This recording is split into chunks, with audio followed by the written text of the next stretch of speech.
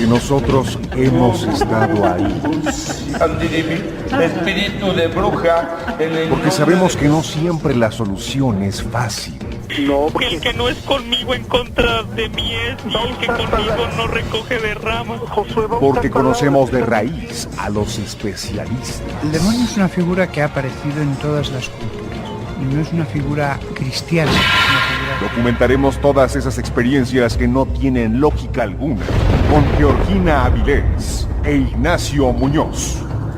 La Mano Peluda, investigación. Hoy, en La Mano Peluda, investigación en su versión extended, platicaremos sobre esos detalles que tú tienes que saber sobre los exorcismos. Además, misterios ocultos en la construcción de Teotihuacán. También tendremos un testimonio de una persona que hizo un viaje interdimensional. Esto y más en La Mano Peluda, investigación en su versión extended.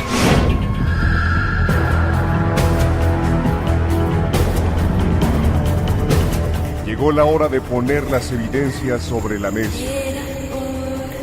Fantasmas, voces, apariciones, psicofonías, mitos y leyendas que rodean al mundo sobrenatural quedarán al descubierto aquí en La Mano Peluda, investigación. Desde la Ciudad de México para todo el mundo, esta emisión de lo insólito y de lo que no tiene explicación lógica, pero que a ti y a nosotros nos apasiona. Soy Georgina Avilés y qué gusto que estés en esta versión extended con nosotros. Hola, ¿qué tal? ¿Cómo están? Muy buenas noches, bienvenidos una vez más a este programa de verdad en donde nos gusta platicar de lo increíble y también de lo sobrenatural, porque de lo que es natural en todos lados se habla mucho. Yo soy Ignacio Nacho Muñoz, agradecido con Dios y con todos ustedes porque juntos vamos a iniciar una transmisión con temas de esos que no te dejarán dormir. Además queremos que tú te reportes a través de las redes sociales. Tenemos el Facebook, La Mano Peluda-medio Miedoteca, YouTube, Miedoteca MX y también el Twitter, @ManoPeluda18. Y por supuesto que te puedes poner en contacto con nosotros a través del Miedofón 55 21 93 59 26 55 21 93 59 26. ¿Qué te parece que participas el día de hoy? Y queremos también escuchar esas experiencias que tú nos quieres compartir. Tenemos como ejemplo a José Luis, que ya lo tenemos en la línea telefónica.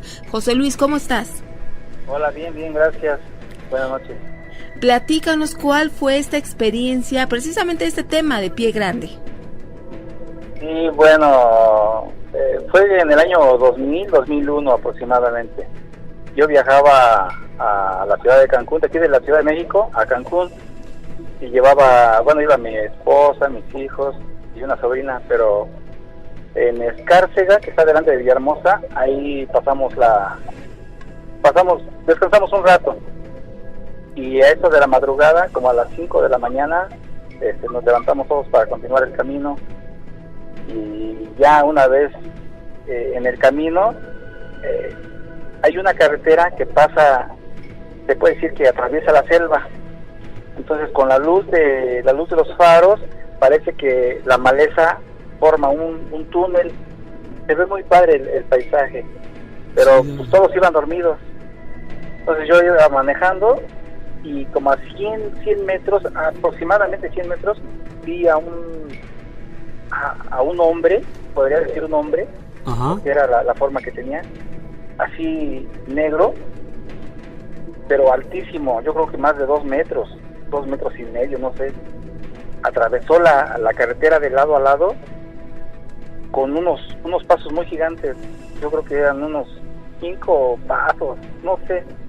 Me sorprendí, la verdad, pero salió de la maleza, atravesó la carretera y se volvió a meter la maleza, pero del otro lado de la carretera.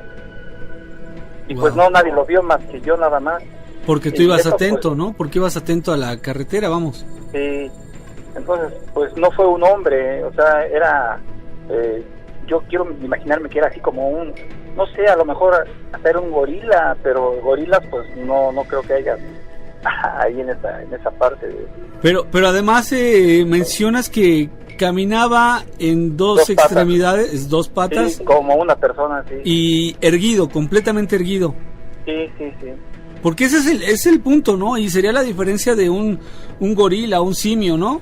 Que camina completamente erguido y además, ¿notaste si los brazos o las manos le llegaban a la altura de las rodillas, si los podemos considerar rodillas? Pues yo creo que sí.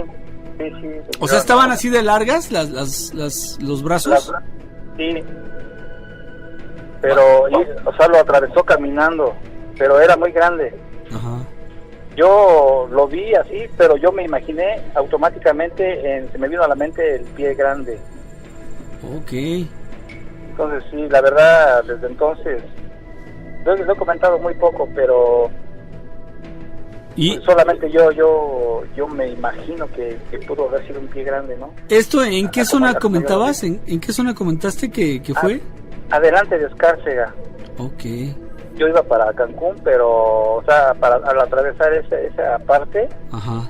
pues se dirige uno hacia Chiapas, allá por... Sí, hay mucha vegetación, ¿no? Muy Sí, demasiada. espesa, Es ¿no? que como que atraviesas la selva. Sí. O sea, son paisajes muy, muy padres. Y pues a las 5 de la mañana todo está oscuro, entonces se ilumina la carretera con los faros y se forma como un túnel. ¿Él no volteó a verte? ¿No volteó a verlos? No, nada. ¿Y parecía que estaba huyendo o simplemente, digamos que lo agarraron infraganti? Casi como si hubiera sido infraganti, porque atravesó la carretera, pero pues yo lo vi que atravesó como en 3-4 pasos, no sé, pasos muy grandes, pero pasó muy rápido de un lado a otro. Así como salió de la nada de la hierba, se metió al otro lado de la carretera, casi en la hierba. Pues José Luis, a ti nadie entonces te lo cuenta, tú lo viste y es algo que seguramente nunca se te va a olvidar. Gracias por haberlo compartido con nosotros. Sí, ahí después tengo otra historia por ahí, te les mandé un mensaje, ojalá y haya oportunidad luego. ¿Y esa historia de qué es? Bueno, se podría decir como si hubiera sido una regresión. ¿Por qué? Hace muchos años, fue en el 89, 90, Ajá. yo estaba recién casado. Entonces, pues prácticamente uno conoce a la mujer, después de casados empieza uno a conocer, ¿no? Ajá. Entonces todas las noches platicábamos bastante. Y en una ocasión estábamos acostados, viéndonos de frente, así de lado viéndonos de frente y platicando. Pero durante la plática de repente hubo un silencio. Durante ese silencio yo la vi a ella, a la que era mi mujer, pues, porque bueno, ya no es mi mujer, ¿verdad? Ya estamos separados. Pero en ese momento cuando la vi, no era ella, era una niña. Okay. Era una niña como de 7, 8 años. Ajá. Entonces yo me sorprendí, la verdad, mucho, y pensé en decirle, ¿eres tú? Y antes de que yo le dijera, ¿eres tú?, ella fue la que me dijo a mí. Se me quedó viendo también muy, muy fijamente y me dijo, ¿eres tú, mi amor? Y cuando me dijo eso, que nos enderezamos los dos y a un lado de la cama teníamos el tocador, un espejo grande. Ajá. Y nos vimos, luego volteamos a vernos los rostros al espejo. Ajá. Nos agarramos la cara, pero ya estábamos normal. Yo la vi a ella chica y ella me vio a mí como un niño. También. Como un niño de 8 o 9 años. Pero Ajá. Fue algo increíble. Hasta la fecha no he sabido yo qué pudo haber sido, qué pasó, o si hubiéramos prolongado más ese momento, qué hubiera pasado. Pues... La verdad es una interrogante que yo no puedo saber qué fue. Igual a lo mejor hasta el maestro Soham podría tener una respuesta. Te prometo que se lo vamos a comentar porque es un episodio que yo nunca había escuchado algo así. Yo tampoco lo había escuchado, así como tú lo narras. Me parece bastante interesante que los dos vivieron un lapso de tiempo de esa, de esa etapa en donde ustedes eran niños y se pudieron conocer hasta sus entrañas. Yo creo que eso era el amor. Sí, sabe, fue algo muy bonito, pero a la vez escalofriante, pues dio miedo, ¿no? Sí, dio miedo. Sí, claro. Porque yo la estaba viendo a ella como una niña, y cuando yo pensaba decirle, ¿eres tú? Al mismo tiempo yo me contesté que ella yo me imaginé que ella me iba a decir, sí soy yo, con una voz tenebrosa, porque pues la verdad sí. Acá bien poseída, ¿no? Sí, porque fue una sensación rara el verla como una niña. Ajá. Y pues lo sorprendente fue que antes de que yo le dijera que sí era ella fue la que me dijo a mí, ¿eres tú? José Luis, esta misma semana vamos a platicar con el maestro para que nos dé pues una explicación a este fenómeno bastante extraño que te sucedió, y vamos a seguir en contacto contigo, ¿sale? Claro que sí. Que estés muy bien. Gracias. Muchísimas gracias. Gracias. Vamos a ir a una pausa y vamos a continuar. Recuerda que el Miedofón está trabajando duro. 55 21 93 59 26. Dame un abrazo pero tan fuerte que me rompa los miedos. Sabiduría en las redes. Muy buenas noches. Habla Verónica Cabrera. Los felicito por el programa, por 24 años. Hace tiempo yo le platiqué a mi hijo en ese tiempo que le platiqué, tenía 8 años, de una situación que nos pasó a su papá y a mí. Y en ese tiempo pues existía lo que era la mano peludita, y mi hijo quiso participar y contó la anécdota de la colgada que nos pasó a su papá y a mí. La situación es que resulta que el locutor le preguntó cuando terminó pues la leyenda que él manejó, que si su papá y yo teníamos algún problema después de haber visto la colgada, después de lo que nos pasó esa noche, y yo me quedé con la duda de por qué lo había comentado el señor. Y resulta que sí, desde que nos juntamos el papá de mi hijo y yo tuvimos muchos problemas, tanto económicos como situaciones raras que nos pasaron en todo el tiempo. Y su papá de mi hijo decía que su mamá se dedicaba a hacer brujerías, que era muy buena, y bueno, hace tiempo, 6 años que nos separamos, y ya mi hijo se fue con su papá y su hermanastro, y los 3 se fueron, y la situación sí estuvo muy difícil. Entonces yo siento que esa situación que vimos, pues sí nos acarreó algunas situaciones personales y económicas. Entonces, muchas felicidades por ese programa tan bonito. Bye. Muy bien. Muchos comentarios, pero también tenemos personas que se quieren comunicar con nosotros y platicarnos experiencias realmente terroríficas, como es el caso de Alejandro, que ya tenemos aquí en la línea telefónica. Alejandro, ¿cómo estás? Hola. Alejandro. Buenas noches. Ahí estás todavía, sí. ¿Cómo estás, Alejandro? Buenas noches. Muy bien. Oye, pues recibimos un mensaje tuyo y nos pareció bastante interesante porque, como tú lo planteas, parece ser algo serio, ¿no? Sí. A ver, cuéntanos, ¿de qué se trata? Ajá, es que lo que pasa que una vez, bueno, esto me pasó ya tiene como unos 3, 4 años más o menos. Alejandro, ¿cuántos años tienes actualmente? 21. Ok. Ajá, y lo que pasa que haz de cuenta que fue un día que haz de cuenta que me dolía muy feo la cabeza, ¿no? Ajá. Pues me fui a acostar, ¿no? Pues ya estaba todo apagado, ¿no? Y haz de cuenta que de repente empecé a ver así todo oscuro, pero se veía así como como niebla, así se veía en mi cuarto. Ajá, y lo que pasa que ya después de eso empecé a hacer empecé a ver así como a un hombre. Sí, y lo que pasa que haz de cuenta que lo empecé a ver. Sí. Y en eso me empezaba a jalar. Ajá, pero yo supe que era el diablo. Ajá. ¿Por qué? Porque porque se da de cuenta que pues, yo me imagino que sí era el diablo, porque haz de cuenta que sí lo miré a los ojos y todo, pero tenía una mirada así muy profunda, muy se veía pura maldad, pues. Ajá. Y y haz de cuenta que yo me acuerdo que estaba acostado, pero lo que pasa que después me empezaba a jalar, ¿no? Pero no, pues yo no me dejé, y haz de cuenta que en el sueño se estaba peleándome con él y rezando.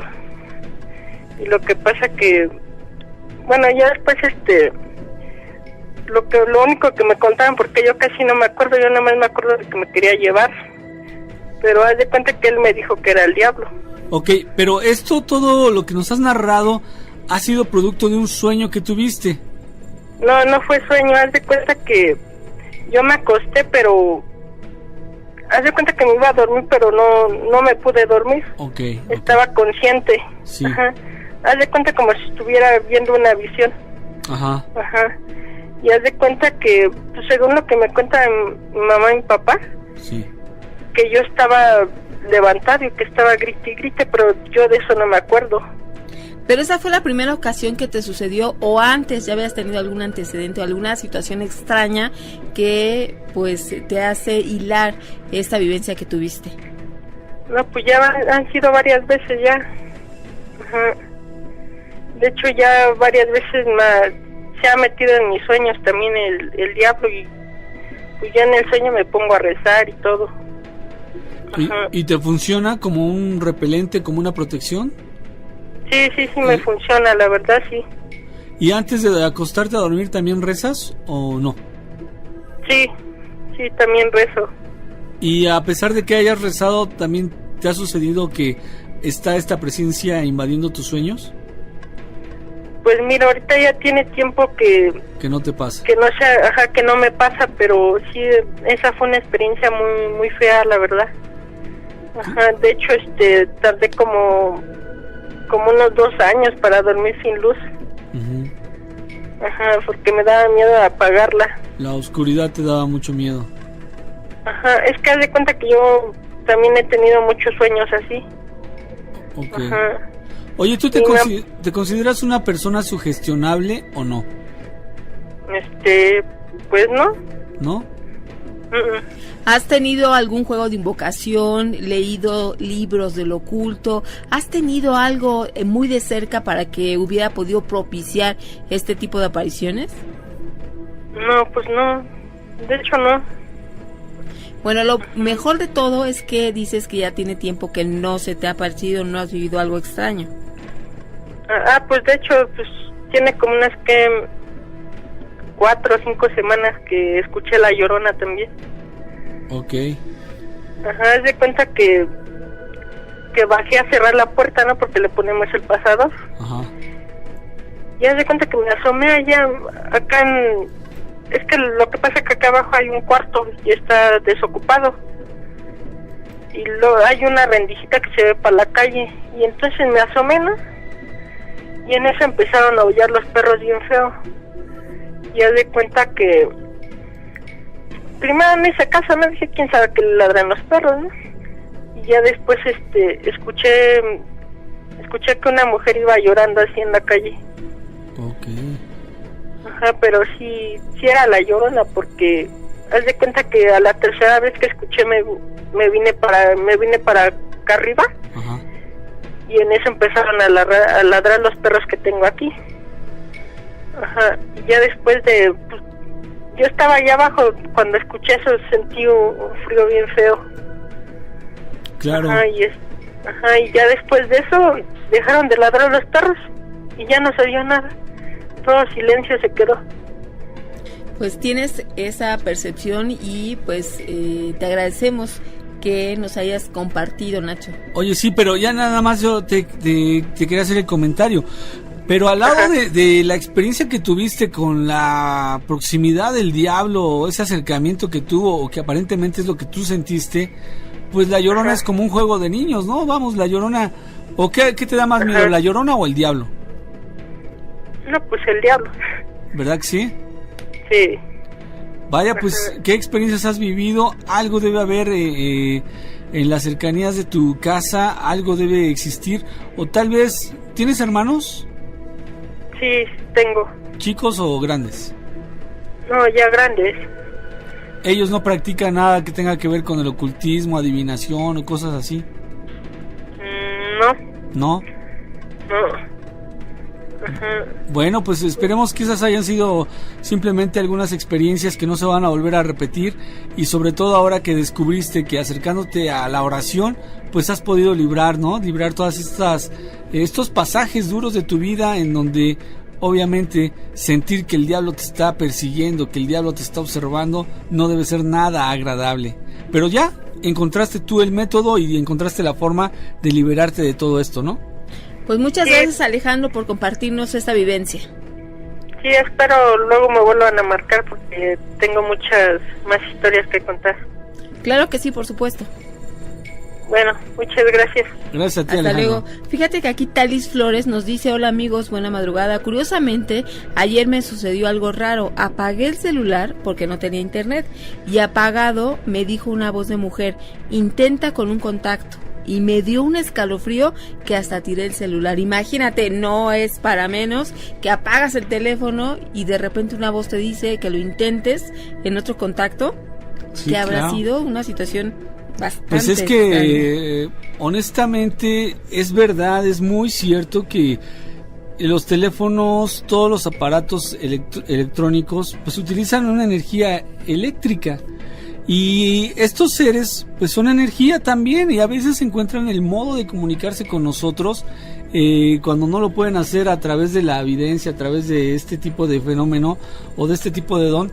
Utilizan las herramientas que pueden hacerse llegar ellos pueden utilizar lo que le llamamos la nieve de la televisión, es decir, cuando ya no hay programación, que nada más oye, ellos pueden utilizar este tipo de métodos para mandar señales. Hemos escuchado historias en donde nos han platicado, Gina, de juguetes inclusive que sin baterías empiezan a funcionar. Esto yo no lo puedo negar, yo no lo puedo dudar, porque son muchos los testimonios que han vivido este tipo de cosas. Vamos a hacer un corte y vamos a regresar. Repórtate con nosotros. Recuerda el Miedofón 55 21 93 59 26. ¿Qué sabes tú de caricias si nunca has viajado en metro? Sabiduría en las redes. Regresamos para escuchar más de los temas de lo insólito y lo sobrenatural, experiencias que no tienen explicación lógica, pero que ustedes y nosotros sabemos que son posibles. Yo traspasé una barrera dimensional, o simplemente sufro de trastorno mental. Todo empezó en invierno del año de 1992. Yo en ese tiempo viajaba cada semana de la ciudad de Houston, Texas, a la ciudad de Austin. Estas ciudades se encuentran en el estado de Texas, en Estados Unidos. Todos los lunes partía a las 3 de la mañana de una ciudad a otra por motivos de mi trabajo. Llegaba a las 6 de la mañana a las oficinas para poder empezar mis labores diarias. Y así regresaba los días viernes a las 4 p.m., que era la hora de salida. Para ello, yo viajaba con un amigo y compañero de trabajo. Ambos somos originarios de la Ciudad de México y ambos habíamos estudiado en la UAM, pero en diferentes planteles. Yo pasaba el día lunes a las 3 de la mañana por él y nos turnábamos para conducir el auto, por lo que los constantes viajes eran más que nada rutinarios. Una mañana me dijo mi amigo que él conduciría y me dijo que yo descansara. Cerré los ojos tratando de dormir y no pude. Y al abrirlos vi unos cerros perforados, los cuales los atravesamos sin problema alguno. No sin antes comentarle a mi amigo si se había desviado del camino. Y él me comentó que no, que era el que siempre habíamos tomado. Le dije, ¿qué puentes eran esos que jamás los había visto. Él pensó que yo estaba bromeando y no le prestó mucha atención. Y así se llegó el día viernes que regresamos. Y ya en el día no veía nada de cerros perforados, que eran como túneles. No existían. Pensé a la vez que era mi mente que me jugaba una mala pasada, o era una ilusión y no le di la importancia. Descansé ese fin de semana y el domingo recibí la llamada de mi amigo.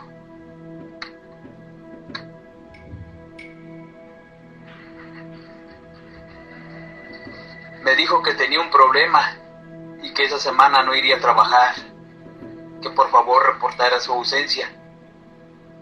Llegó el lunes. Eran las 3 de la mañana cuando salí de mi apartamento de Houston, rumbo a Austin. Era de madrugada y el viaje era tranquilo.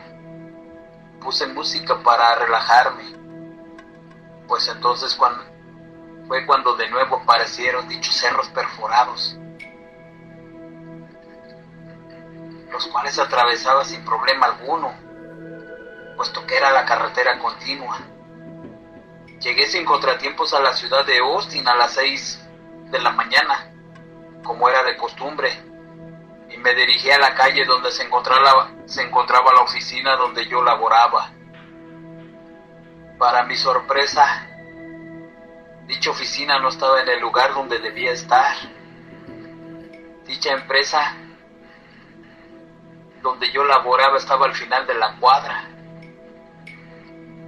y en su lugar había una bodega vieja, sola, y yo no veía la oficina. 1000 preguntas pasaban por mi mente. ¿Qué pudo haber ocurrido en tan corto tiempo que las quitaron? Solo fue un fin de semana. Pero en eso estaba y volteé, y a mitad de la cuadra vi camionetas con el logo de la empresa y me dirigí rápido hacia ellas. Y justo a mitad de la cuadra estaban ahora las oficinas las oficinas donde yo laboraba, por lo que me metí de inmediato para ver quiénes estaban. De pronto de una de las oficinas salió una persona bajita de estatura y me dijo con voz autoritaria: ¿qué esperas para ponerte a revisar los materiales que van a usar los trabajadores? Esa persona jamás la había visto en mi vida. Se metió de nuevo a su oficina y yo giré mi cabeza y vi un trabajador de los más antiguos y le pregunté que quién era el que me ordenó lo anterior.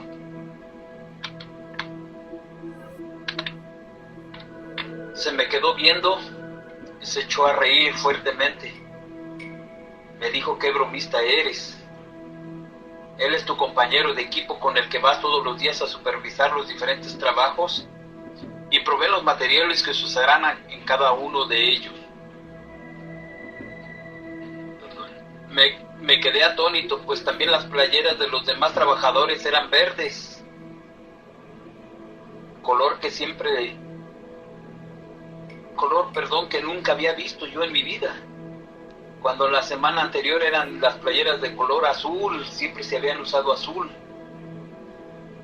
Y yo le dije que cuando habían cambiado los uniformes, y me respondió: si estos hemos usado siempre. Entonces salió mi jefe inmediato y me dijo que me apurara a ver los materiales químicos que usaríamos esa semana y que me pusiera de acuerdo con los proveedores. Así terminó el día y me dirigí al apartamento que la empresa me rentaba. Cuando llegaba y quise abrir la llave, no entraba.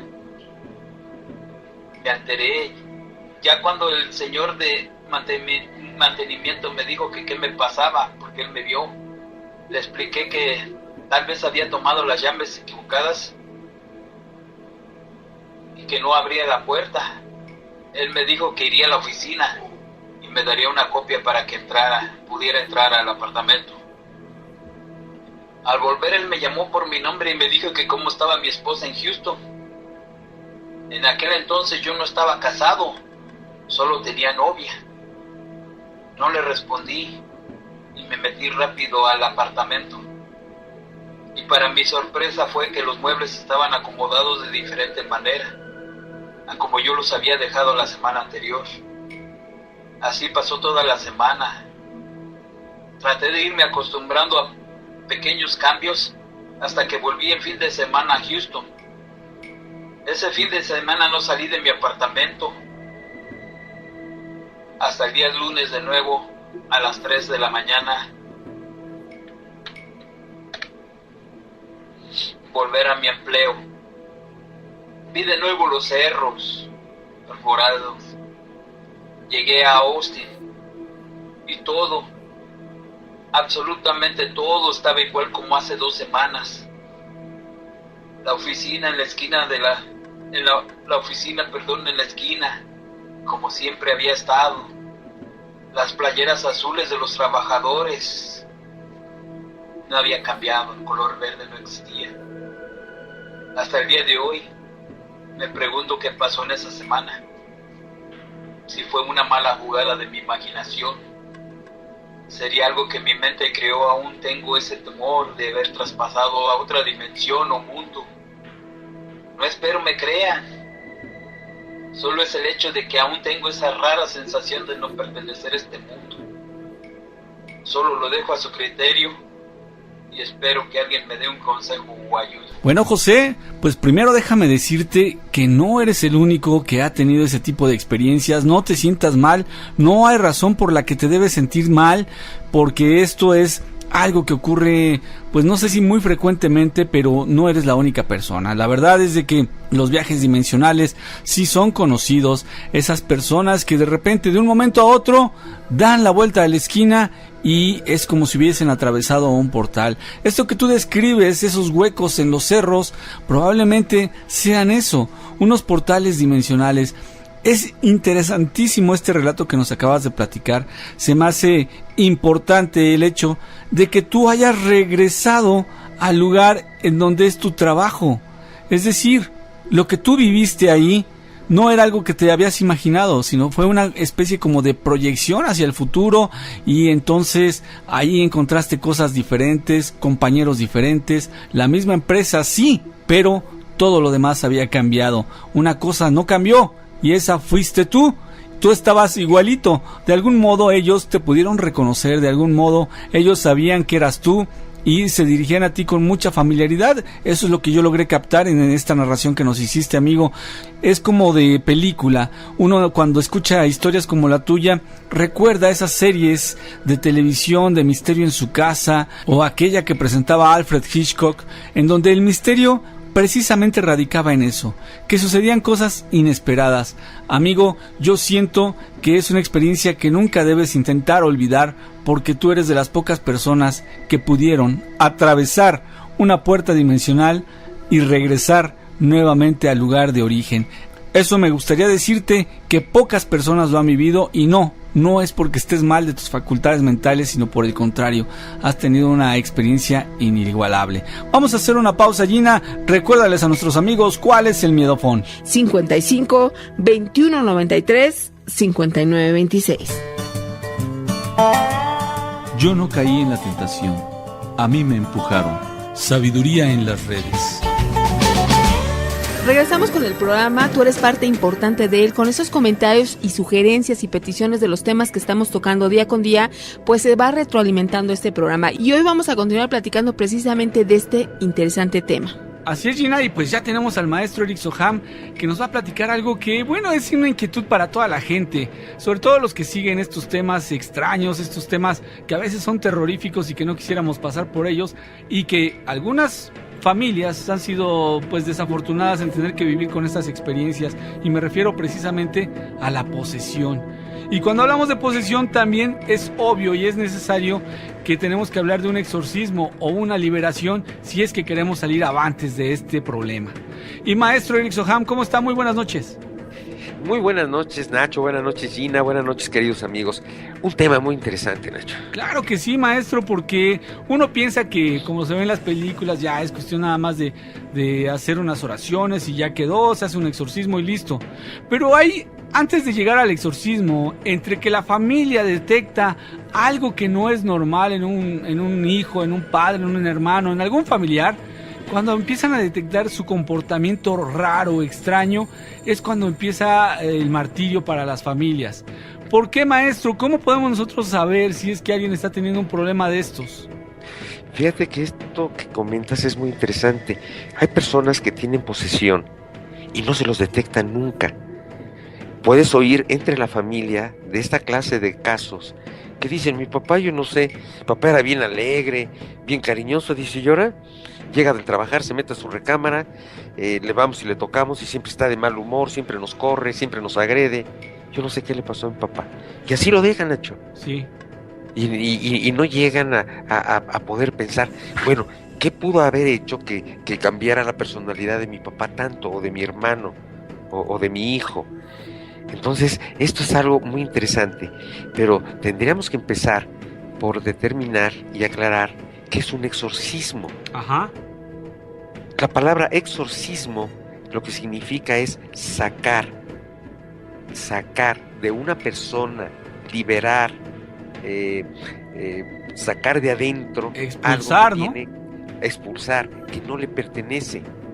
Y esto es cuando estos seres ya tomaron o empiezan a tomar comando del organismo. Todos tenemos en algún momento contaminación, traes un ser pegado, 2, 3, a veces te pones de mal humor y todo eso, pero eso no llega a convertirse en una posesión. Sin embargo, podría decirte que dependiendo, tiene que ver mucho la persona, tiene que ver muchas actividades, tiene que ver sus creencias, tiene que ver sus actitudes y por supuesto, todo lo que ha ido haciendo durante el proceso de su vida. Porque los seres no solamente van a llegar y van a decir, ay, este me gusta, Luisito me gusta, y nos vamos a meter en él. No se puede. Yo recuerdo que Juan decía eso. ¿Te imaginas que hubiera un demonio en una esquina y que dijera, ay, esa muchachita me gusta, ay, ese señor me gusta, y los agarrara? Sería una catástrofe, Nacho. Claro. Entonces, ¿qué es lo que sucede? Lo que sucede básicamente es cuando algo llega a un desequilibrio tal que las personas empiezan a perder su esencia propia. Y tiene que ver mucho con las actitudes, con los pensamientos, con las acciones, con todo lo que hace la gente. Nosotros a veces hablamos de bondad y de maldad. Yo creo que todos somos lo suficientemente conscientes como para poder saber qué es bueno y qué es malo. Pero hay gente que se hace guaje, ¿no?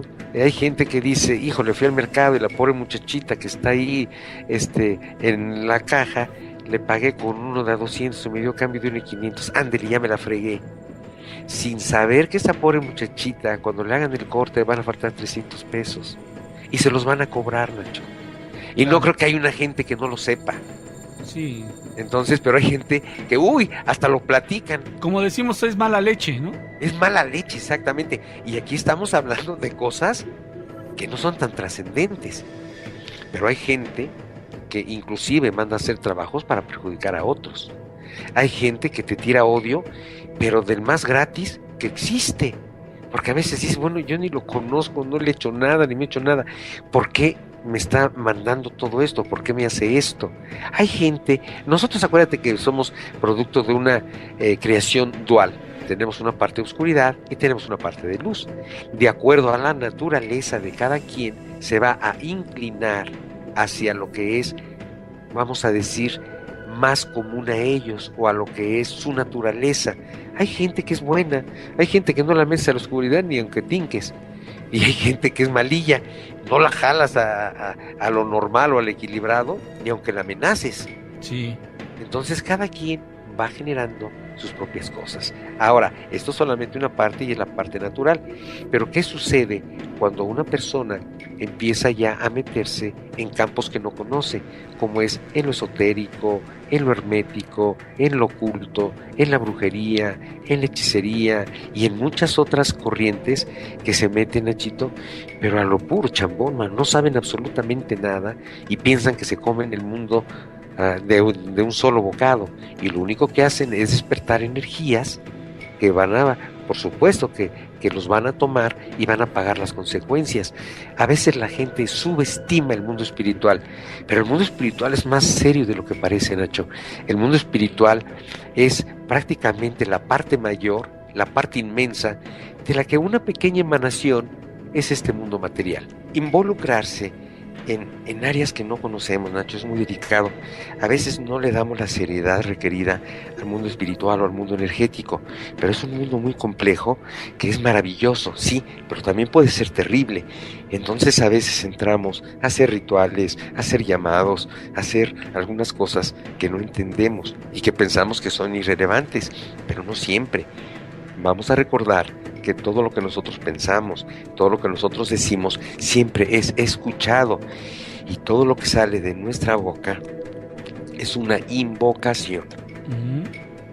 Ok, maestro, pues esto es muy importante. Ahora, la familia no sabe que el chico está jugando la Ouija, está practicando la Ouija, o está haciendo consultas con una esotérica, o está yendo a que le lean el tarot, o que le tienen las cartas.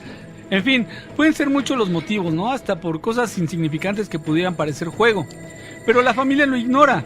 Lo que uno ve en el pariente, en el hijo, en el padre, en el hermano, es que se está comportando raro. ¿Qué es lo que nosotros podríamos buscar para ver si efectivamente tiene este problema? Bueno, yo creo que lo primero sería la personalidad, porque la personalidad cambia, pero no va a llegar de un día para otro. Al principio, lo que va a suceder con estas personas que empiezan a tener ya, hay varios pasos. El primer paso se llama asedio. En el asedio es cuando la gente empieza a sentir, por ejemplo, que de repente lo están observando o empieza a sentir cosas raras, y todo esto, vuelvo a repetir, como consecuencia de pensamientos y de actitudes y de acciones y de prácticas. Entonces, al principio en el asedio, la gente empieza a sentir todo eso y empieza a cambiar la personalidad, empiezan a tener miedo, empiezan a tener dificultades para dormir. Después de esa parte se pasa a una siguiente, que es ya más profunda, que se llama opresión. Ya en la opresión ya los tocan, ya los empujan, ya les implantan pensamientos más definidos, los molestan en sueños, les implantan emociones, actitudes y reacciones impropias. Entonces cuando la familia empieza a ver, oye, ¿qué le pasa a mi papá, a mi hermano o a mi hijo? Está muy raro, ya no habla, se ha vuelto muy agresivo, explosivo. Algo en lo que te puedes dar cuenta y que es vamos a decir, la ventana de todo esto es la mirada.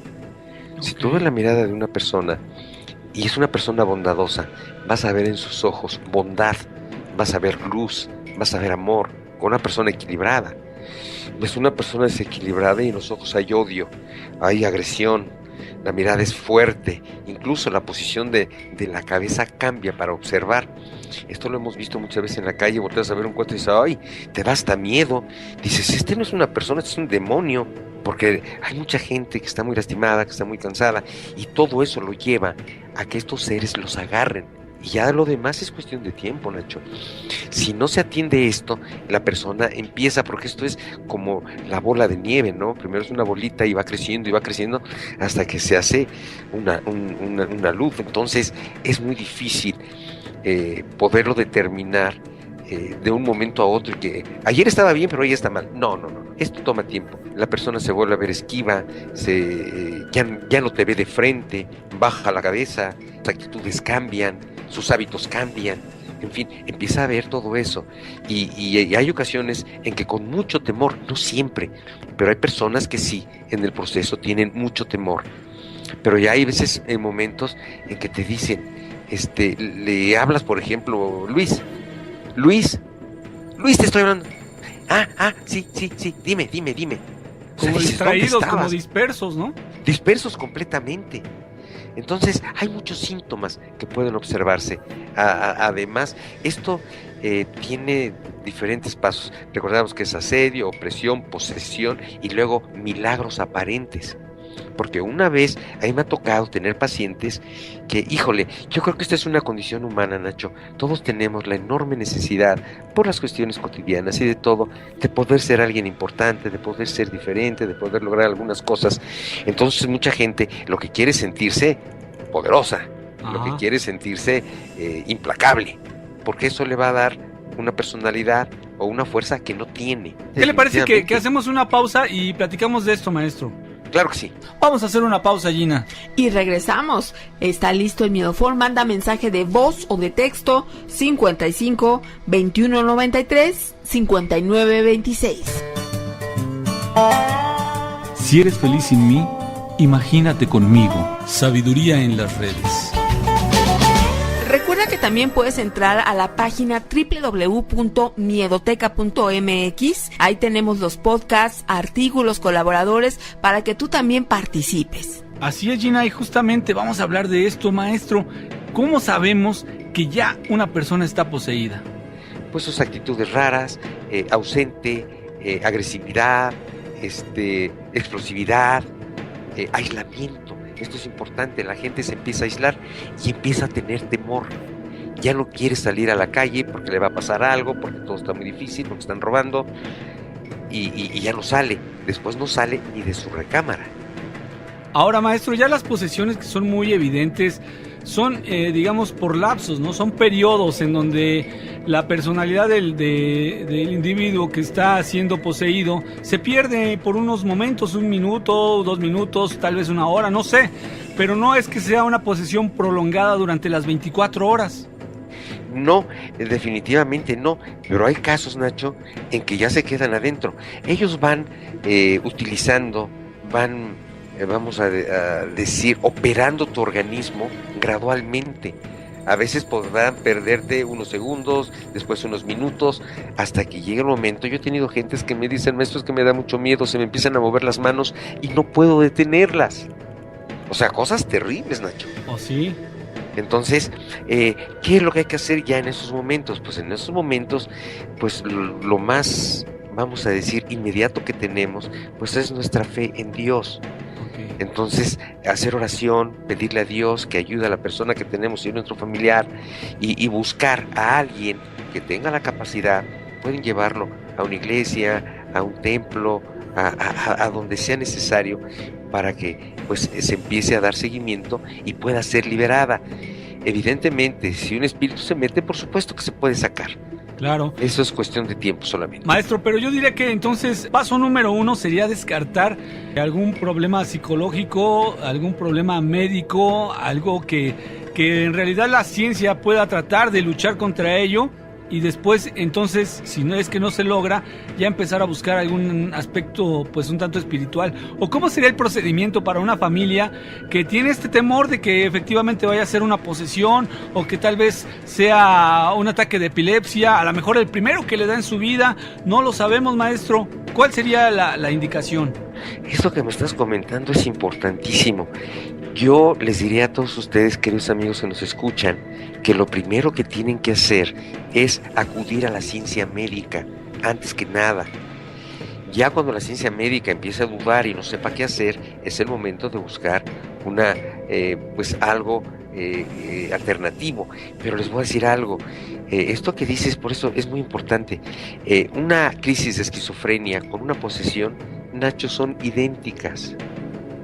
¿Ah, sí? Son idénticas, pero hay algunas diferencias que es lo mismo. Por ejemplo, en esquizofrenia, que es el que más se podría confundir, pero es exactamente a la inversa.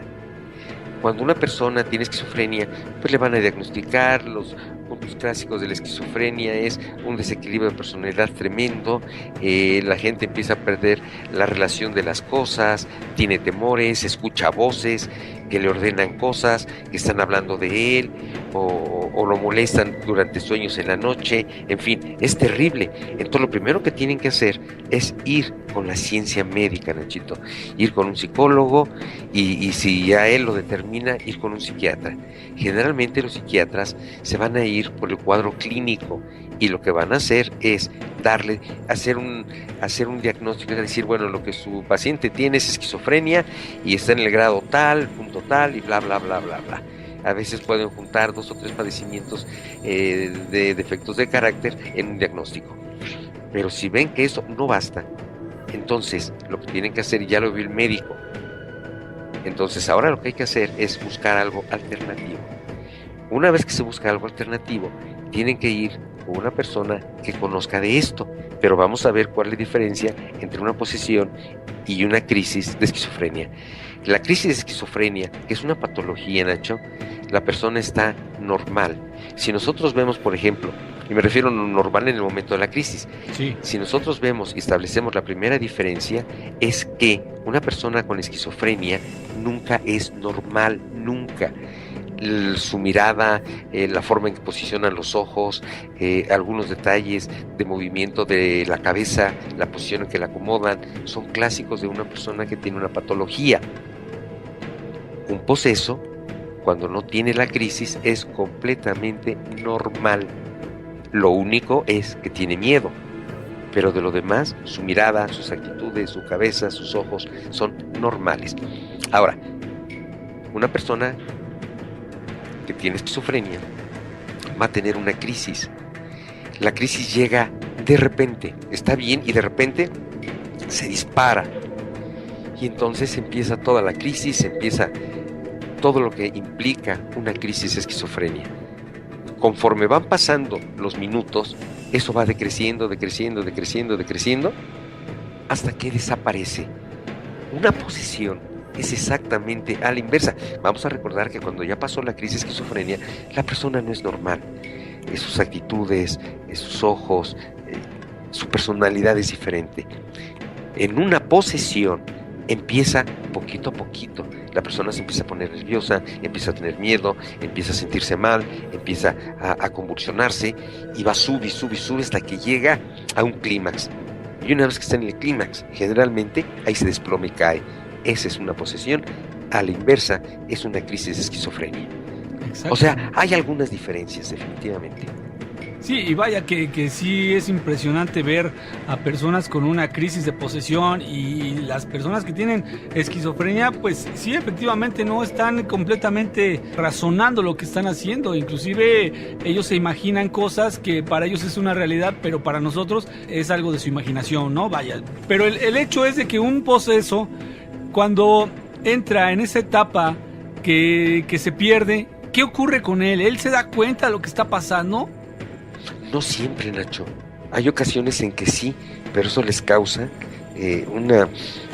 les causa un trauma enorme, porque imagínate que estás en condiciones más o menos normales y de repente empiezas a perder control de tus pensamientos, de tus movimientos. Es terrible, Nacho. Te espantas. Claro. Sí, pues entonces, debe sí, ser. sí, definitivamente para muchas personas es traumático completamente.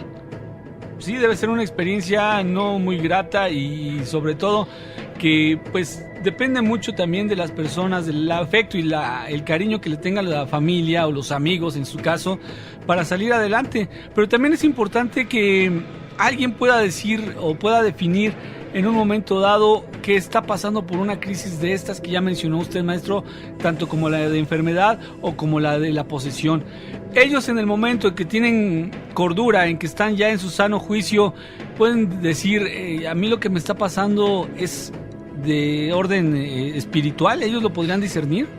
Tal vez no lo disciernan de esa manera, pero sí pueden decir que están perdiendo control, que no saben lo que hacen, que tienen momentos perdidos, que tienen movimientos involuntarios, que tienen pensamientos sanguinarios, en fin, sí se dan cuenta, Nacho. Sí se dan cuenta. Y fíjate que hay personas que se dan más cuenta que otras, y eso ya de entrada ya es traumático.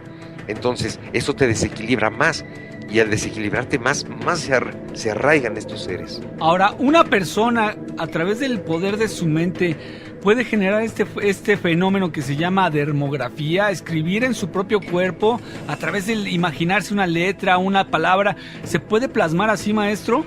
Definitivamente sí, Nacho. Nosotros lo vimos en la película El Exorcista, y créeme que eso no es un truco, no. O sea, me refiero que lo inventaron para hacerla más sensacionalista, no. En esa película juntaron varios casos, no era uno solo, juntaron varios casos para hacer espectacular, pero sí se llega a presentar la dermografía, por supuesto que sí. Vaya, maestro, inclusive hay ocasiones en que estos mismos seres llegan a darse cuenta y se vuelven esquivos. Cuando llevan a la persona con un psiquiatra, o cuando llevan a la persona con un sacerdote, con un padre, con un pastor, se esconden, Nacho. Entonces hay veces es difícil. Dan la apariencia de que no están, sí, pero ahí están. Sí, lo primero que había que hacer, primero la ciencia, que lo cheque un médico, después que vaya de acuerdo a su religión con un pastor, con un sacerdote, con quien necesite, y si ahí no encuentra solución, entonces pues ya buscar un exorcista, que en algunos templos y en algunas iglesias hay exorcistas. Claro. Pues maestro, bastante interesante y le agradecemos mucho que nos haya acompañado una vez más. Qué bueno que nos puede apoyar con estos temas, que de verdad es la inquietud de todas las personas que somos seguidores de este fenómeno, porque sabemos que hay algunos que son más fuertes que otros, no más interesantes, porque todos son interesantes, pero cuando se trata de posesión, vaya que hay que saberle, ¿no? No, sí, además es algo de entrada traumático, Nacho. Bueno, a ti te consta cuántas veces en los lugares a donde íbamos, en las casas, en la misma cabina, ¿te acuerdas cuántos casos de posesión tuvimos? Sí, por supuesto. Sí, ahí están los audios, ahí está el testimonio, está la evidencia y eso no se puede negar. Sí, y lo que me llamaba la atención es que, bueno, pues Guillermina, yo, o Ruth, o los que estábamos en el equipo, pues esa es nuestra chamba, pero tú siempre andabas ahí pegado. Así es, maestro. Nos tocaba grabar y yo digo que me tocaba la posición más fea porque a lo mejor ustedes estaban en lo suyo, pero eso de estar entre demonios, eso sí que no es lo mío. Pero le agradezco mucho, maestro. Esperemos que pronto esté nuevamente con nosotros. Claro que sí, Nacho y Gina. Buenas noches, Gina, que estés bien. Buenas noches, queridos amigos. Un fuerte abrazo para todos. Hasta luego, maestro, que se mejore. Hasta luego. El Miedofón sigue listo, 55 21 93 59 26. Ojalá pudiera ver el futuro, para saber si todo esto valdrá la pena. Sabiduría en las redes. Continuamos con el programa, agradecemos todos sus mensajes, esos audios que también nos están enviando con sus vivencias, con sus experiencias. Ahorita vamos a escuchar una acerca de La Llorona, esta mujer indígena que se dice, una de las teorías, que fue una mujer que estuvo enamorada de un hombre español y fruto de ese amor nacieron 3 hijos. Este hombre se enamoró de una española con la que se casó, abandonó a esta mujer indígena y entonces ella, enloquecida por celos, ahogó a sus 3 pequeños en un río y, horrorizada por el crimen, se suicidó. Esta es una de las teorías que se manejan acerca de La Llorona, que es un fantasma que grita o que pena: ¡ay, mis hijos!, cerca de lugares donde hay agua, que no es muy bonita, su rostro es más bien una espantosa calavera. Sin embargo, Nacho, a través del tiempo que tenemos con estos temas, también nos han dicho que no es que grite ¡ay, mis hijos!, sino más bien es un grito lastimero, un grito de dolor que está emitiendo. Y sí es verdad, las experiencias nos cuentan que se aparece en lugares donde hay agua, es decir, un río, algo que está muy relacionado con La Llorona. Fíjate que esto que dices, Gina, es súper importante porque a través de la tecnología hemos tenido la oportunidad de que nuestros amigos en tiempo real nos envíen el audio de algo que está ocurriendo en las cercanías de sus casas.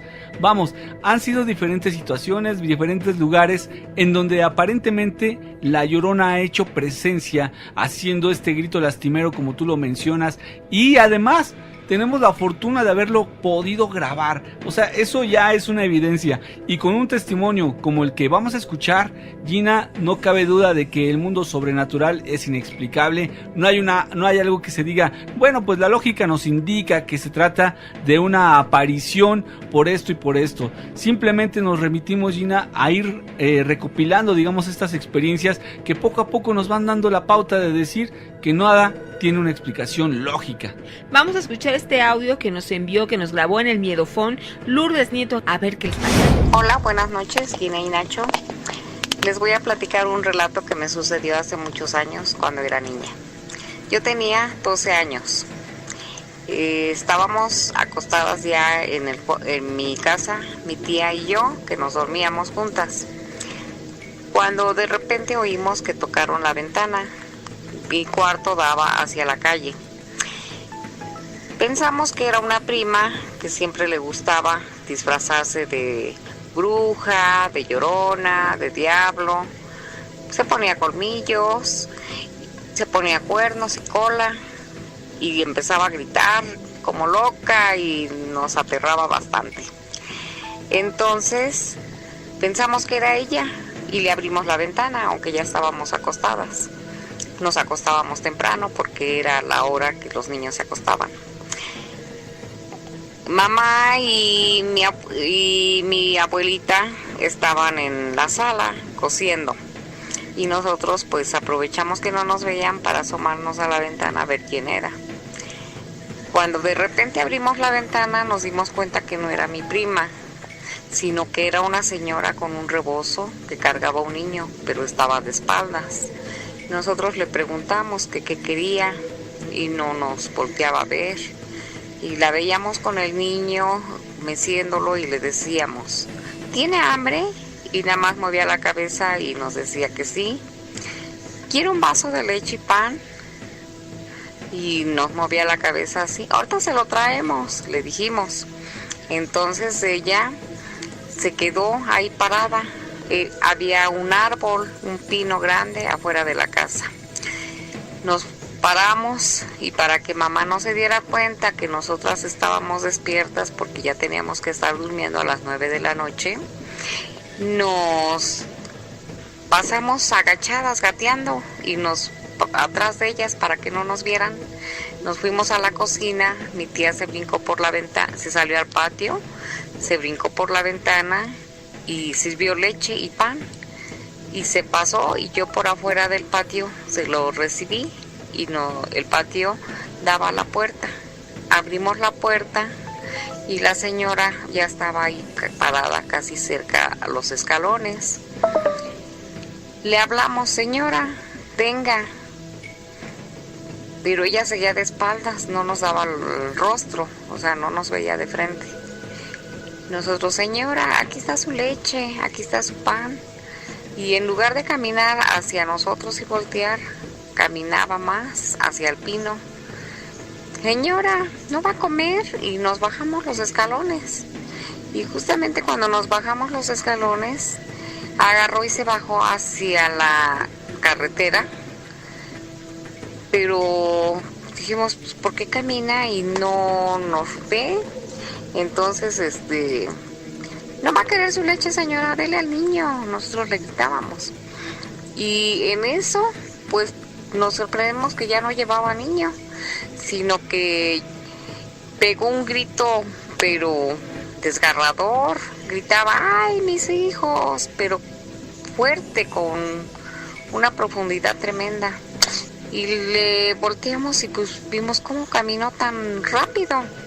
Y vimos sus pies que flotaban en el piso y ya no le vimos el rebozo, sino ya un vestido blanco largo y su pelo largo. Y volteó, pero sin que le viéramos la cara, y caminó, y haga de cuenta así, pasos veloces, pero volando, y pega otro grito, muy desgarrante, muy aterrador, así gritando, ¡ay, mis hijos! Pero ya más largo, fuerte, que se oía en toda la cuadra. Entonces ahí nos quedamos nosotras y salieron todos los vecinos al oír el grito. Y hasta mamá y mi abuelita salieron y los tíos, los vecinos de todas las casas y dijeron, es la Llorona, y que nos ven a nosotras dos paradas ahí con la leche y el pan. ¿Qué hacen ahí, niñas? Es que no ven que es la Llorona, se las va a llevar. Pero es que es la señora, y nosotros le dijimos que si quería leche y pan. Y nos movió la cabeza, nos dijo que sí. Cuando salimos, en lugar de venir hacia nosotras, se alejaba. Y ya como había mucha gente, ahí va. Entonces ella pegó otro grito más fuerte y llegó hasta la esquina, casi la esquina de la casa. Y ahí gritaba más fuerte y se oía el oído, el grito más largo, más lastimero. Toda la gente salió y todos decían, es la Llorona, y vean, ya va hasta arriba, hasta la escuela. La escuela a la que llegó rapidísimo era la Juventino Rosas. Entonces todos dijeron, nunca vuelvan a salir en la noche, porque se va a oír, se las va a llevar. Entonces todos los demás días pasados en diferentes colonias, en Santa Teresa, en el Pedregal, en San Bernabé, en diferentes lados se oía que gritaban y se oían historias que se aparecía. Bueno, esa es mi historia que yo les cuento. Muchas gracias por escucharme, fue algo verídico, muy aterrador. Yo hoy en día se los cuento a mis hijos, a mis nietos, y les encanta oír mi relato. Les mando un saludo a mis niños, a Javier, Andrea, Julio, a Damián y a Alejandro, que ellos, aunque son mis nietos, los oigan. Gracias, Gina y Nacho. Así es que ya escuchamos esa experiencia de Lourdes, que siempre nos escucha con su hijo Marco Antonio López, y la Llorona, Nacho, esta Llorona que dicen que cuando la escuchas de lejos significa que está cerca, y si escuchas este grito cerca, pues está muy lejos esta aparición, esta mujer fantasmal. Fíjate, aquí en este caso, Gina, lo que nos está relatando Lourdes es bastante interesante, poco común, no lo habíamos escuchado así. Una mujer, una anciana que aparentemente, bueno, no mencionó que fuera anciana, ¿verdad? Pero sí una mujer que traía consigo un bebé. Ella demostraba tener un aspecto igual, Gina, de una forma lastimera, ¿no? Les inspiró compasión a ellas, tanto a Lourdes como a su tía, y entonces les nació ofrecerle comida, algo de alimento, porque pensaron que era una mujer necesitada. Cuando salieron, ahí viene lo interesante, Gina, cuando salieron, la mujer se alejó, y entre ellas avanzaban hacia la mujer, ella se alejaba más. Yo pienso que aquí lo que quería este ente, Gina, era alejarlas de su casa para hacer algo. ¿Qué? No lo podemos saber. Lo bueno fue que ella no se pudo contener y lanzó este grito que lo escucharon los vecinos, que inclusive salieron a verla. Esto nos indica también que no fue una aparición que viera nada más una persona, sino que ya se trata de algo que entre varios pudieron ser testigos de que la Llorona existe y fue vista por varias personas.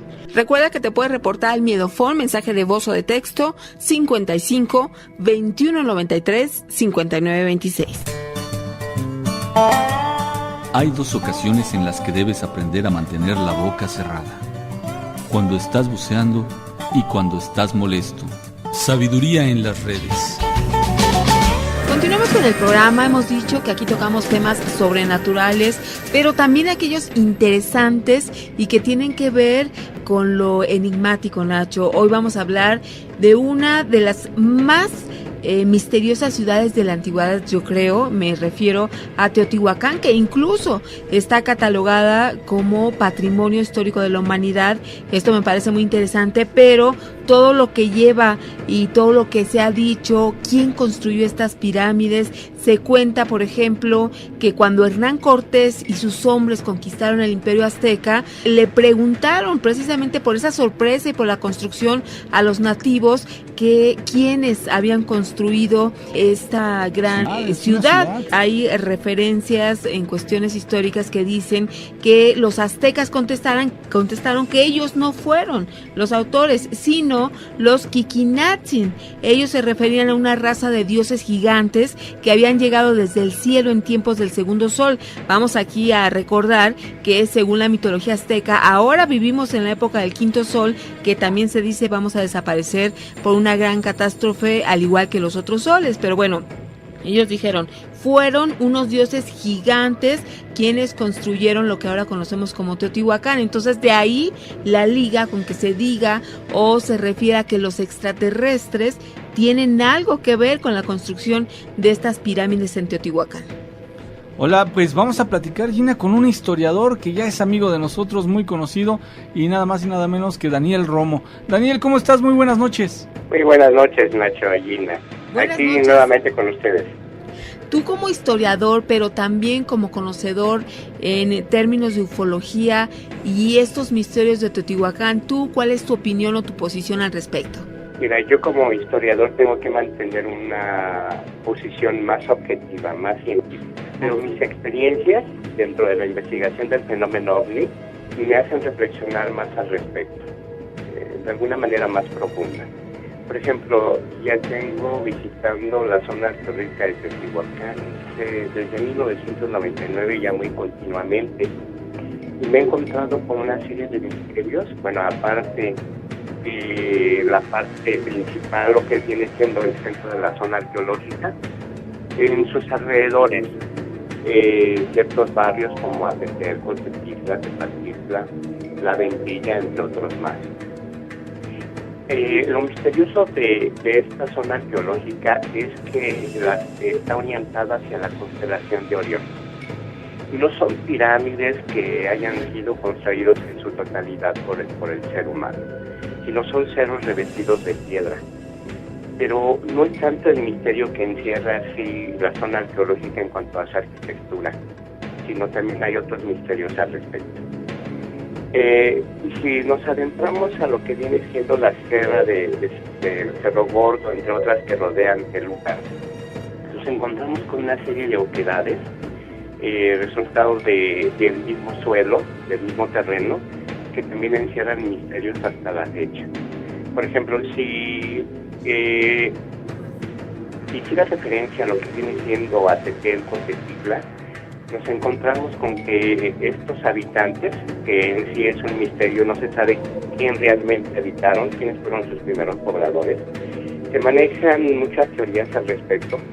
Algunos historiadores nos dicen que fue poblado por aquellos primeros habitantes, los primeros aldeanos que habitaron la cuenca de lo que viene siendo México, hoy el Valle de México, al cual le llamamos. Dentro de estas culturas, hace unos 100 años antes de Cristo hizo erupción el volcán de Xicle, y sus pobladores tuvieron que emigrar a otras áreas. Entre ellos tenemos el cerro de la Estrella, y varios emigraron a lo que viene siendo lo que conocemos como Teotihuacán. Se habla de que son muchos los grupos que poblaron ese lugar.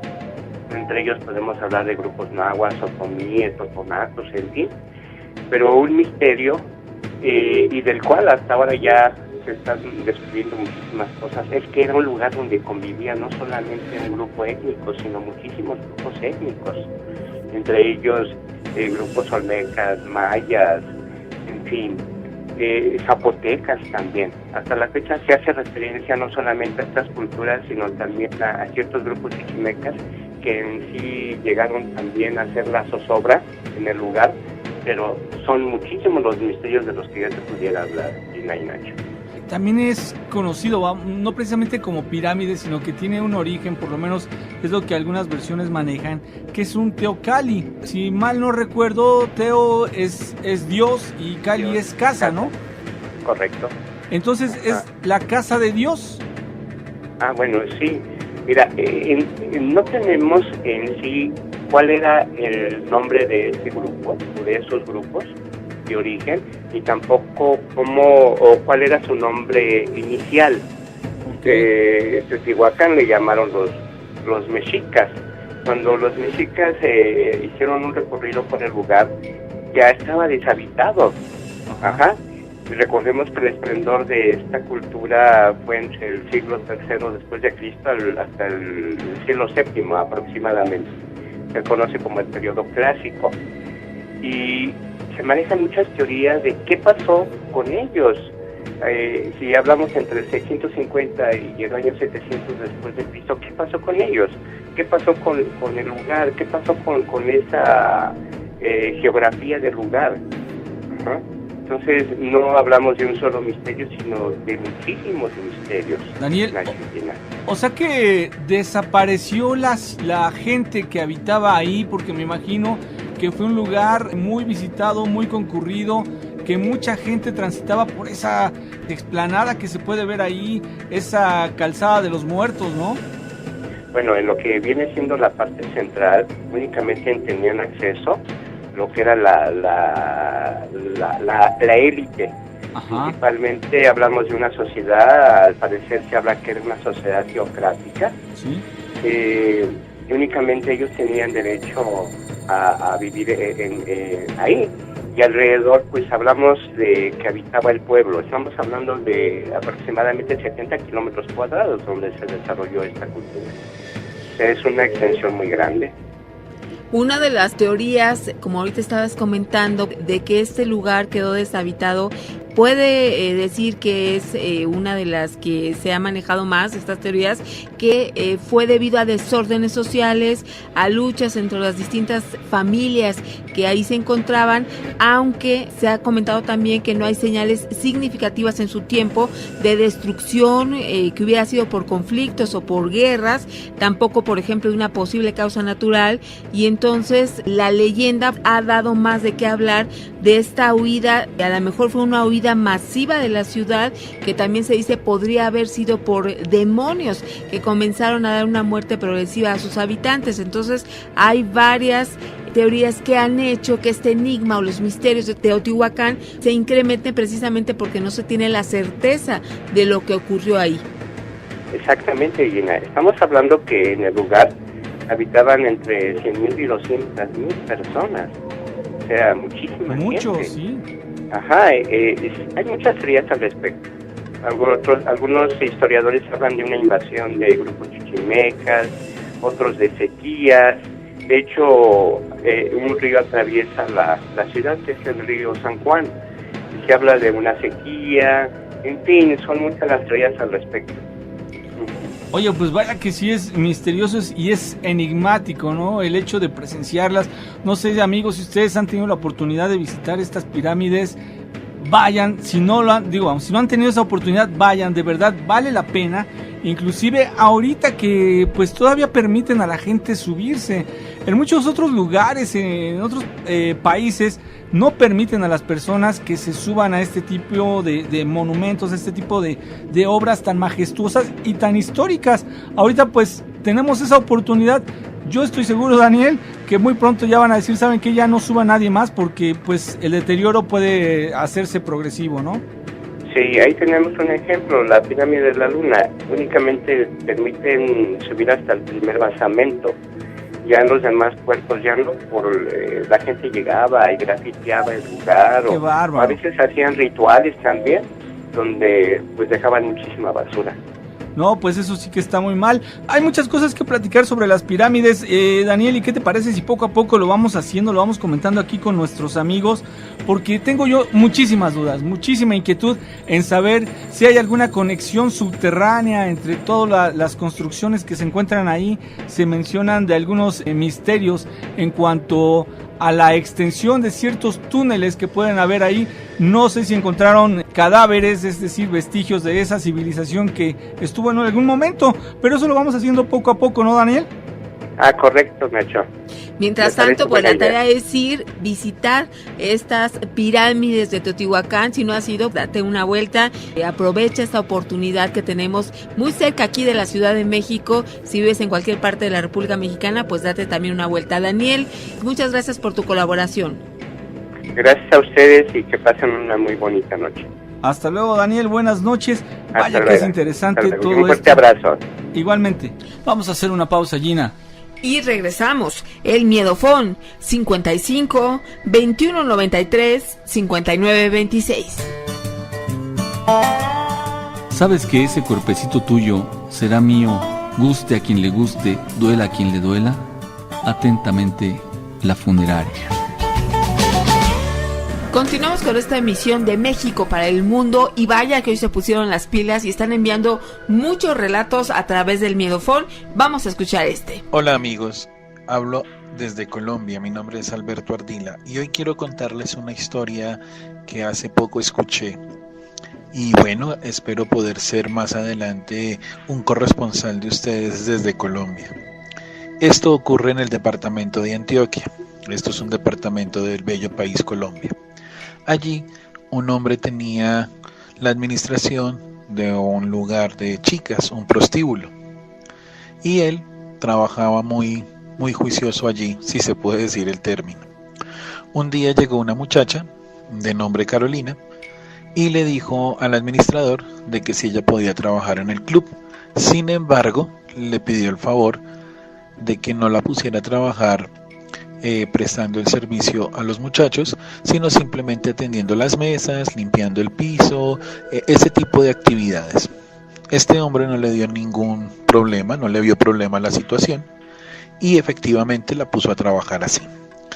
Ella le dijo que por favor no la fuera a dejar sola porque se la iban a llevar.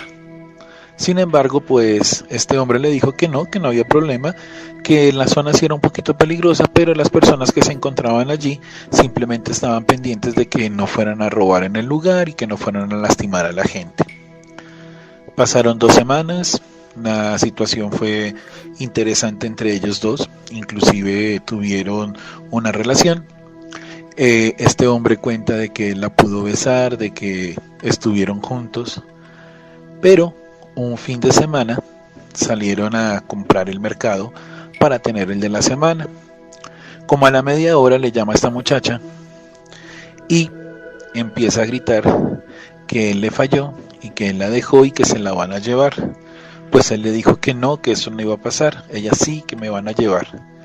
La comunicación se cortó y pues lo llamó otra de las niñas del lugar y le dijo que Carolina había gritado de manera tan fuerte de que se la iban a llevar, pero llegó un momento en que quedó en silencio. Él se devolvió de inmediato para el lugar y le dijo a una de las chicas que entrara por la ventana. Esta chica pues dijo que no entraba por la ventana, que le daba mucho miedo, y entonces él lo que hizo fue forzar la puerta y pues la sorpresa fue de que no estaba allí. Ellos preocupados, no sabían qué pensar.